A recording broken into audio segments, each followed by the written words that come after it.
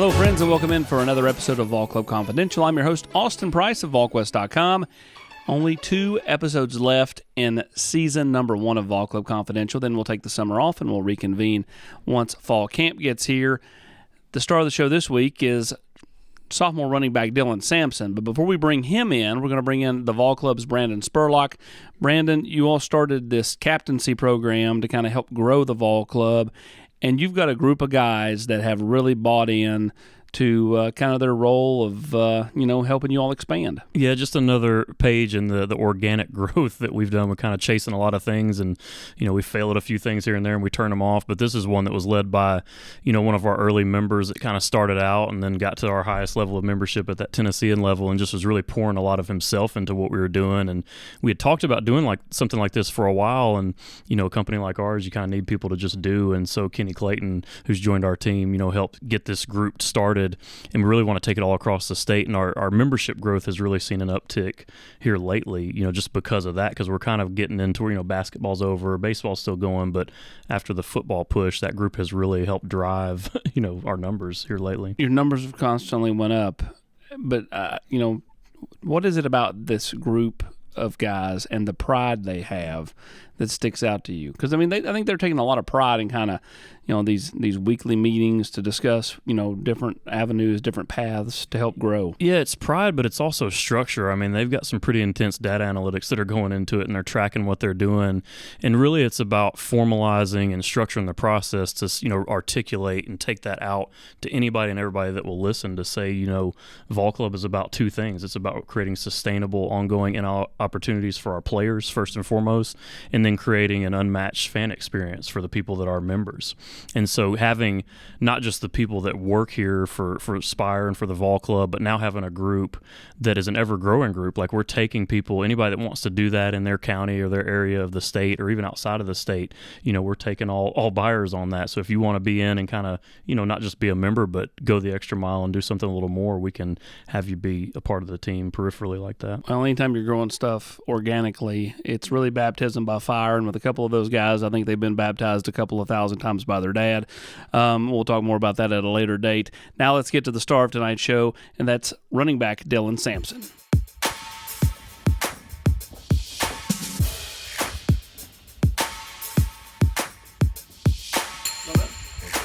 How are you? Good. You're wrapping up freshman year.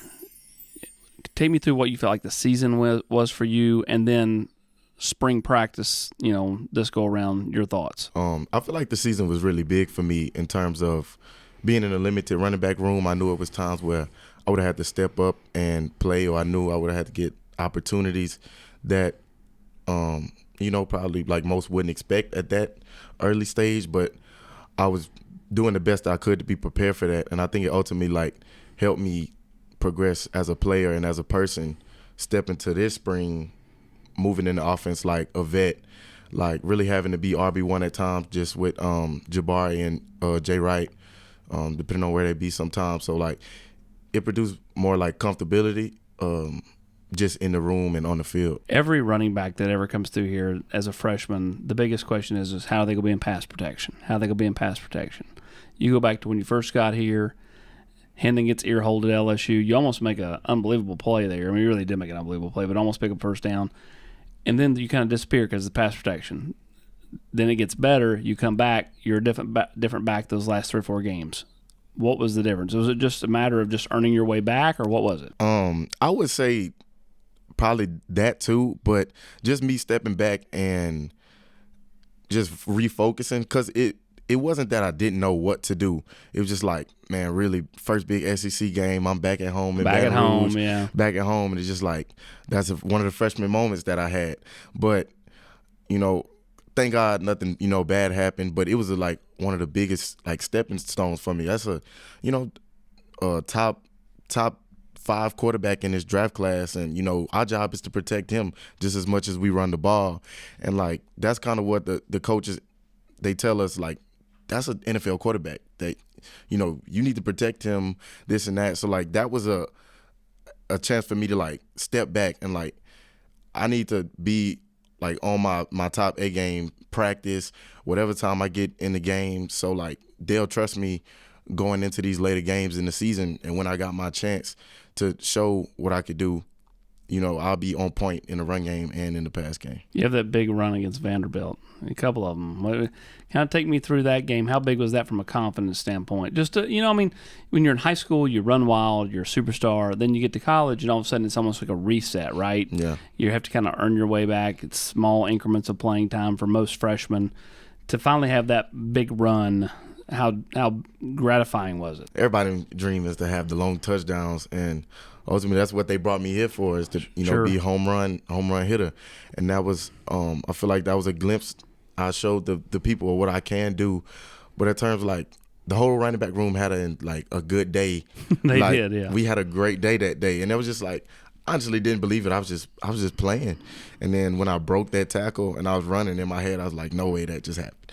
Like, no way that just happened, because we were all just doing like crazy good. But it was like a good feeling just to know that we all did good that game. I had a long run, and it's just an ultimate confidence booster going into the last game of the season, with Joe Milton starting his first game at quarterback that year. But we put a good show on the ground for the fans. You're just wrapping up your freshman year, as we talked about, but you're like an old head. Like, you're very mature, you handle yourself a certain way. Do you feel like even as a 18, 19-year-old kid, you've established yourself as kind of a guy that even the younger guys or even an older guy could come to and talk ball with, be a leader, that type of thing? I feel like I have, especially in the winter session, going into spring ball. I've been more. I am a talkative person, but last year my whole focus was to come in and learn the plays, do what I could do to get on the field. So like, you didn't see as much as that from me last year, but it's really just my personality going into off-season workouts, when we in the weight room, out on the field, whether it's with Deshaun or Cam, helping them learn. I feel like, if you ask anybody, I'm always an energy giver, or could be a leader. No matter who I'm talking to, if it's an older guy or a younger guy, I do feel like that's an area that I developed that. You committed early on, and then as you pointed out earlier, you didn't get here until summertime.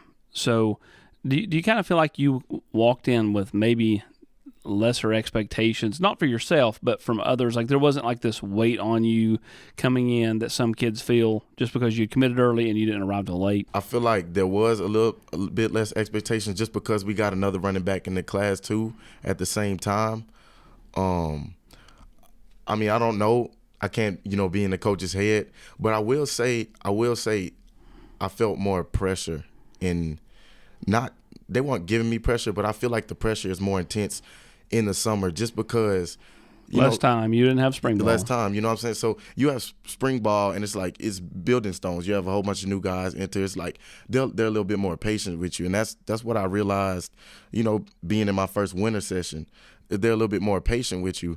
But like when you get in the summer, it's summer, then fall camp, then season. So it's no time to not know the plays. And that's what Coach Heupel said all the time. Like, if you don't know the plays, you have no shot of playing. So like, that was my main thing. I didn't really feel like the pressure, but I felt the urgency of like collectively as a team, like how fast we were moving, just as terms of like practice and workouts and getting in the fall camp. What was it that the staff did a good job of selling you on? When go back to when you were not committed and you come here on your official, you left that week, kind of knowing this is where you want to be. What did they sell you on? What was that pitch, and what did you like about Hype or Jerry Mack in that sales pitch? It just felt genuine. Honestly, it was just this offense, like probably one of the bigger things. They went into detail, like kind of describing how it was. Coach Heupel specifically, because all the other coaches were trying to really figure out exactly what it was and how they were going to do it. But Coach Heupel was like, you'll fit perfectly in our offense. Like, we'll do some things with you. If we get you out in space in this offense, this and that, it'll be great. I love this offense. It is great for people in space. But the biggest thing I'll probably say is just like it was genuine. And it probably wasn't more so what the coaches sold me. It was what I felt from the players at the time. Like, this was a team that was in transition. Like, some players committed to a coach that wasn't even there no more. So like, I took my time to ask like people like Jabari or Big O, people all over on side the ball when I had like the player time, like what do you really think about this and that. But I would say it was one moment. We were eating dinner one night at Root Chris. Jabari was my host, and his mom called him, FaceTimed him, and Coach Heupel just comes around the corner, greets her, name, everything. And at that point, they only been there for a couple of months. But it's just like that was a instance and where like I was just like he's building something that's really like family, to come around the table, greet his mother with the name. Just like when only being there a couple months, I was like that's a place I want to be. See, that's what I'm saying. The old head. I mean, like you notice little things like that. Like I'm not sure a lot of kids would even pay attention to those type of things. And you're thinking kind of chestnut checkers there. Yeah. Jerry Mack.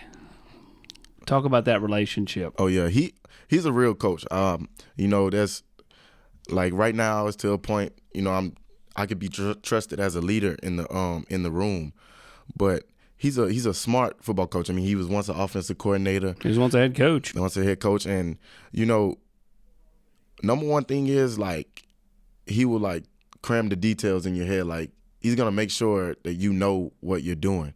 But like it's almost like you could laugh with him, you could joke with him, and he'll get you better. He'll also take advice from you, like how you feeling, what you thinking. Like even during the game, he asks us what we see out there, collaborate with us. It's just like a communicative relationship, and he pushes us each and every single one of us every day to get better. And there's times where he'll get on all of us if he catches us slipping, but like that's what makes us better. And he's just a genuine person. I feel like everybody you talk to on the staff, they say, I like Jerry Mack. You know what I'm saying? I like Jerry Mack. He's just a genuine coach. When I see Coach Mack out on the practice field, I think he's getting ready to call for 4 tires and a splash of gas, because he always has the headset on like he's a crew chief in NASCAR. He always got the headset on. It's a different kind of headset, though. Like, you know what I mean? Like how he has it up. Yeah. And then, that's him, though. That's him. He's always chewing that gum, too. He loves his gum. Nah, yeah. What kind of gum? Juicy fruit, I think. That's like an old man's gum. I don't like it. Nobody likes it. That's my auntie. Except for my father-in-law. He has it in his little pocket in his comb and his juicy fruit or Tic Tacs. You chew it 3 times, the flavor gone. But I mean, to each his own. Like, that's what my auntie, she used to chew that in church. I was bored because service used to be like 3 hours, so I used to take a piece of gum. Feel like I got cavities every chew. And then you would pull out the little thing where you're supposed to put the offering and put the gum in there. Is that what you did? With the gum. I put money in the offering. Well, no, I know that. I'm just saying, though, like that's put the gum in the offering. Yeah, when you were trying to get rid of your gum in church, that's the natural place. The little place where you get the offering. Man, I had to get rid of that juicy fruit. How would you describe your game for fans that watch you, have seen you? How do you think? What do you think they see? I know one thing for sure: they haven't seen enough yet. But I mean, they see an electric player that has a potential to make a lot of big plays. I think that's what a lot of people see, the big plays. But to describe my game, I would call myself like a subtle, patient, explosive runner. It's like I don't feel like I put too much effort in when I run. That's why my favorite player was Alvin Kamara, always coming in, because just the way he runs, just the way he flows, it's like he flows with the game. Like, and all my years of running track, I've been like developing my runs, like, so I run comfortably and smoothly. So me obviously being not the biggest back in the world, like, you have to learn how to flow with the game and use my strength to the best benefits I can. Even some of the defensive players this year, they throughout the spring, it'd be like, it's really like sneaky, because like obviously I'm not the biggest back, so you think like one big hit I'll go down, but I pride myself on balance and running strong and finishing like however I can, but I always want to make the big plays, so like I'm gonna do whatever I can to stay up and make second level defenders miss, so I could maximize every single play. I've been talking to you about since you got here. I love that you wear 24. I think that's an old school running back number. When I was a kid, 33, 24, 30, 32. Those were all running back numbers. Now everybody wants a single digit. Yeah. You bring up Alvin Kamara. I think you'd like to make the move to 6 if Coach Heupel grants you that number going into fall camp, right? It would be nice. I do have a lot of people telling me to keep 24 though, but I'm weighing the options. You know, if Coach Heupel does let me, I have a decision to make. But I don't know yet. How precious are those single digit numbers, and how much do you all as players, I won't say bicker back and forth about getting one, but at the same time, there's only so many of them, and a lot of you want them. How much is that a discussion? It comes up every now and then. You know, a lot of people want the single digit numbers. Obviously, me personally, I honestly don't like fathom over the single digits. I mean, the player makes the number. Like, I feel I haven't even really wore single digits that much. I wore 21 in high school because my brother really couldn't finish playing football, so I wore 21. But I just feel like the player makes the number. I don't like fathom single digits. Oh, that's Eric Berry was 10 in high school, and Eric Ainge was number 10 when he got here. And once Eric graduated, he could have moved to 10, but he decided to stay in 14 because he wanted to make 14 his own. Yeah. And he did. Yeah. Now everybody associates that number at Tennessee with Eric Berry. So, I'm with you there. I think that's a good way to look at it.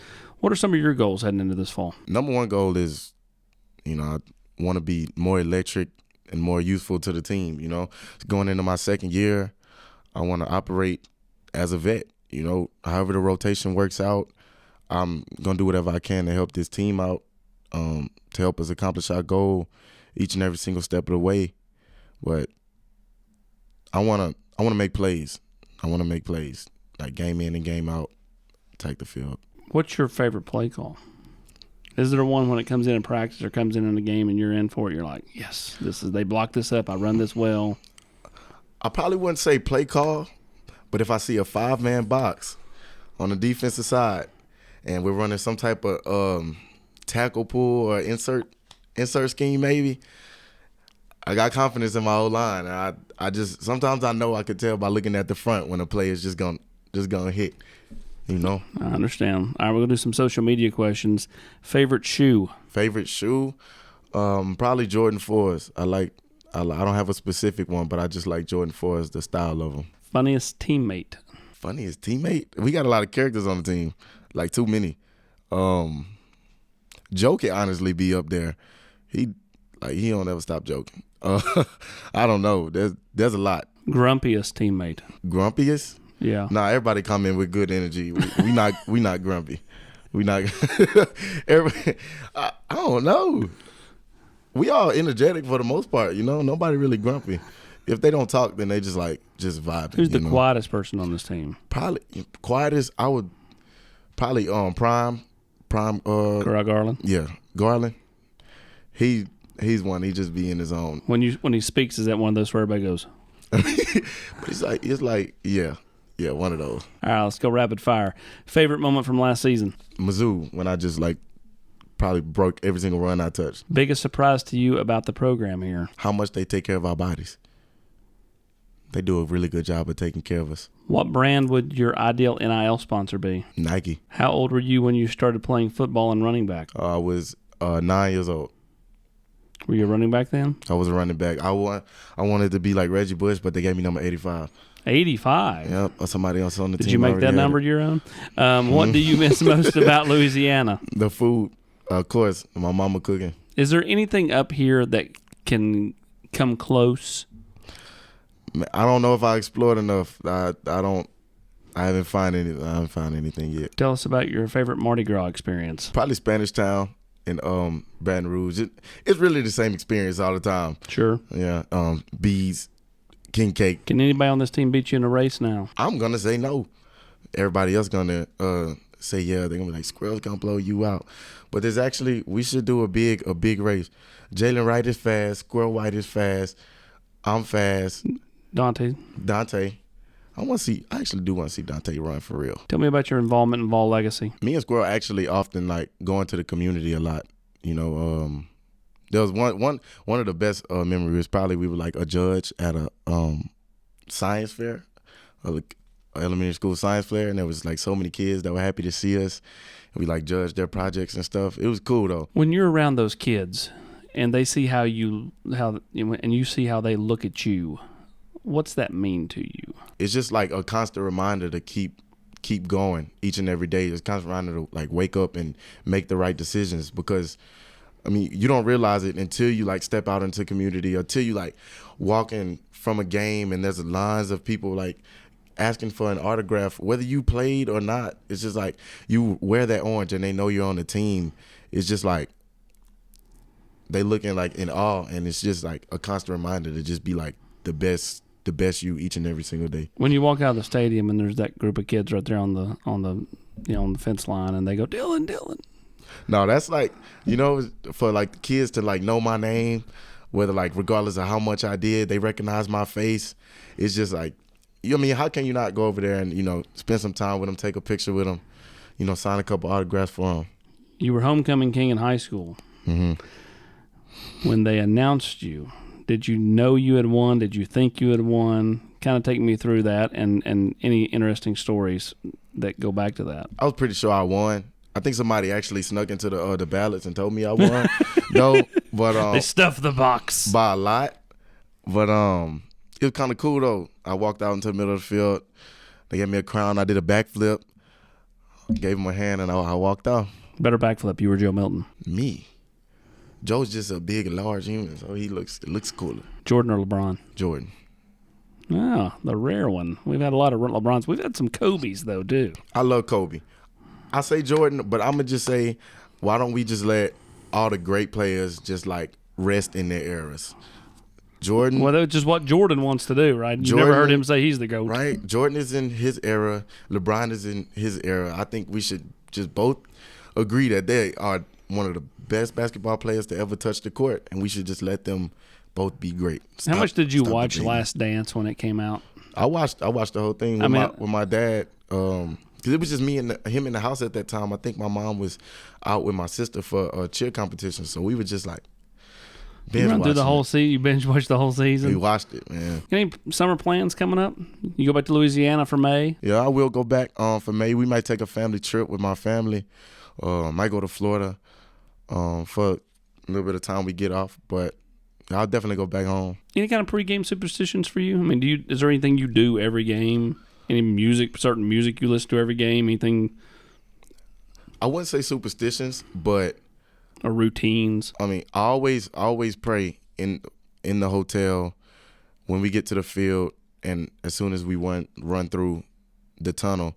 As far as music, I fluctuate what type of music I play. So like when we're first arriving, I might have some like more hype music on, and as it gets closer to kickoff time, I like mellow down with some. I'm weird. I mellow down with some calmer music to just.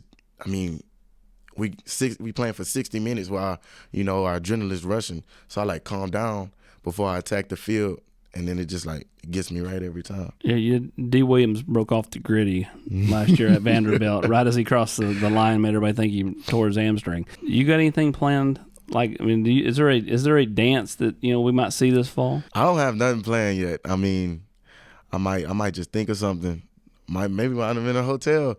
I just want to get. I don't have anything planned right now. D. Williams though, he always got something. That's the dancer on the team. When Alvin had the touchdown at the Battle of Bristol and he flashed the silver. Yeah. People just come up with ideas. I don't know. Squirrel be having a lot of ideas too. I don't know. I might come up with some. How would you describe Squirrel? You guys are thick as thieves. I mean, you guys are always playing the video games together and stuff. I mean, he's a quiet kid, but at the same time, like I think he's starting to come out of his shell a little bit. Yeah, he definitely is. Squirrel's the type of person that's just like, I mean, if he doesn't really know you that much, like he'll just like, he'll just like keep it pushing. He's not real talkative. That's not like saying that. That's just, people like that. I know a lot of people like that. But I mean, as he's like taking a bigger role in this offense, the coaches are challenging him too. And I mean, obviously he hangs out with me. I'm more the talkative one, but I mean, I'm seeing him, be a leader more, come out of his shell, coach up guys, talk more, So I mean, that's good to see. But yeah, me and Squirrel are real close. Why are you so close? I don't even know when it happened. It's probably some point last season, but I feel like it's because we have the same mindset. Like, I mean, everybody has the same goal. Everybody says they wants to go to the NFL, but the way you approach it is different. Like, no matter what level you in. So like we all playing at the SEC level. Everybody wants to go to the league, but like the mindset that me and him approach it with, the way we think, the way we communicate and talk, like we just like, you know, connect on so many different levels, and just like, man, we both like doing what like we got to do to like put ourselves in the best position. Give me one or two guys who you've seen change their mindset. Maybe didn't have that mindset last year. I mean, you go back a year ago, Jalen Hyatt's well chronicled for how he changed his mindset, and then of course look at him now. Who can you see from maybe November of last year through spring practice had a different mindset or a different focus? Jay Wright, for sure, he's one of them. Who is really close with Jalen Hyatt. So I think that's easy for him to buy in, right? I mean, he saw his friend do it. I see the you know, the want and the passion in Jay Wright all the time while he's on the field, how hard he runs.